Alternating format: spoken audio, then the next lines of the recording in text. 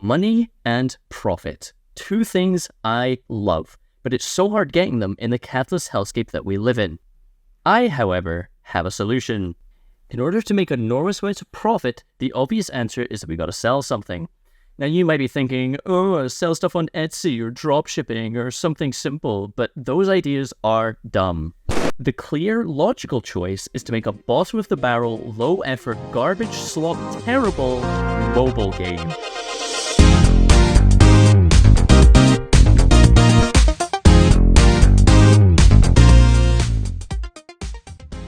You see, you and I, with our developed frontal lobes, might see games like these and think, that looks awful and probably wasn't hard to make. And you're right. Or might be right. I don't know really. But these things are a secret gold mine of opportunity because they pull numbers.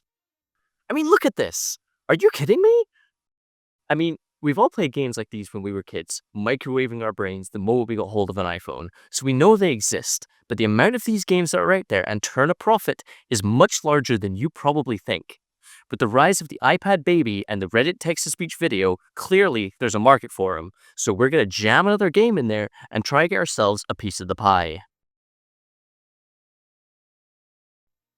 Step one of the process is going to be figuring out how to make a game for a phone anyways, because I don't exactly know how to do that yet. My credentials are that I've made a few Unity games before at university, and I'm still very new to coding, so I'm the best man for the job, I think. And if you think differently, then I'm sorry, but you're wrong. There are enough competent people in the world, and it's time we handed the reins over to a complete dumbass.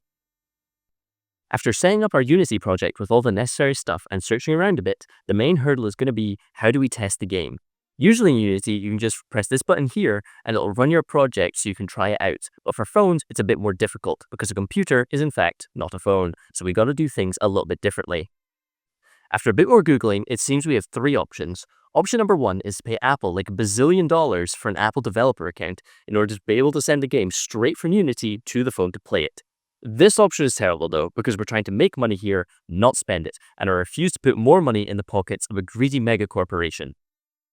Eventually, we will have to pay for the developer account if we ever want to publish the game, but that's a problem for the me of the future. Option number two is to use a thing called Xcode. This is a program made by Apple that allows you to test your game on a phone for free, which would be great if it wasn't only available on Mac. Fun fact, I do not own a Mac because I'm not a teenage girl with a Sims 4 addiction, so this option isn't possible either. Final option, option number three, is to use an app called Unity Remote 5. This app was last updated 3 years ago and all of it seems abandoned by the Unity dev team. It has literally zero information anywhere online on how to use it. However, it seems like it can let us test a game on a phone without any issues, so it's our only shot.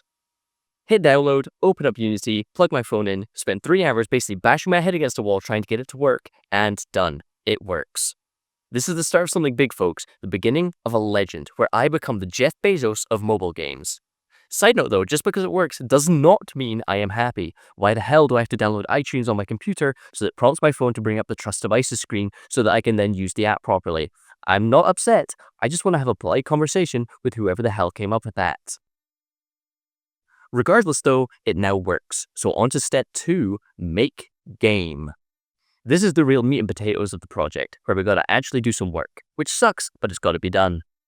The concept I'm going for is essentially this. You place blocks in this grid to create a kind of tower, but you can't place certain blocks next to each other. And by successfully placing blocks, you get a higher score, with the end goal being just to get the biggest number you can. Probably throw in some kind of free in-game currency like these games usually have, and boom, mobile game.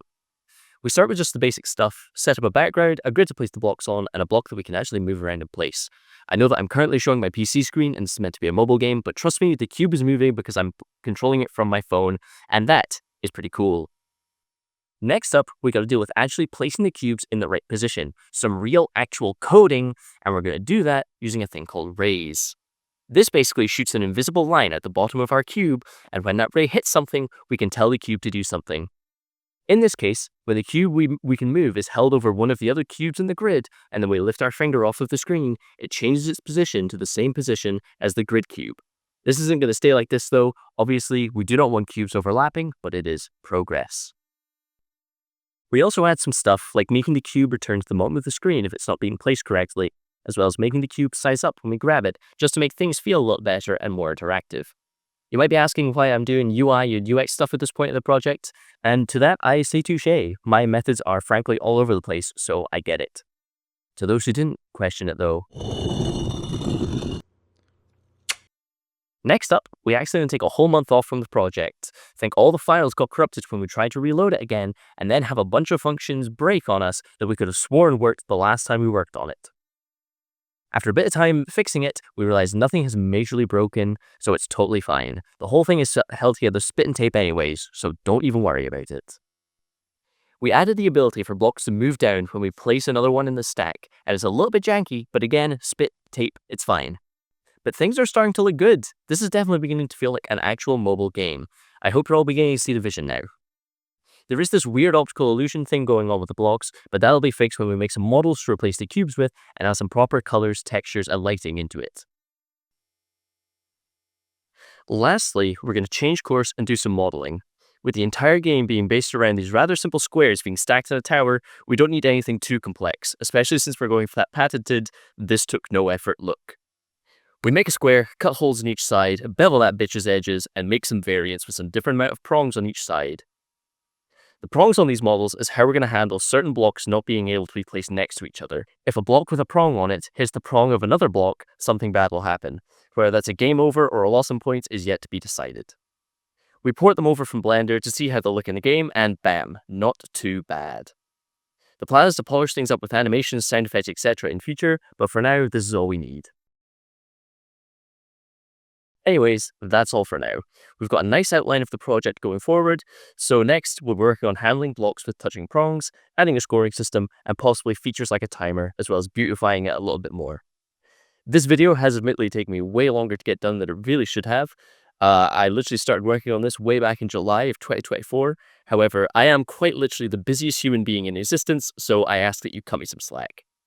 If you liked the video though, please let me know by pressing all of the important buttons and leaving a comment, and if there's enough interest, I promise to make room in my very busy schedule to release the next video on this before 2026. Peace.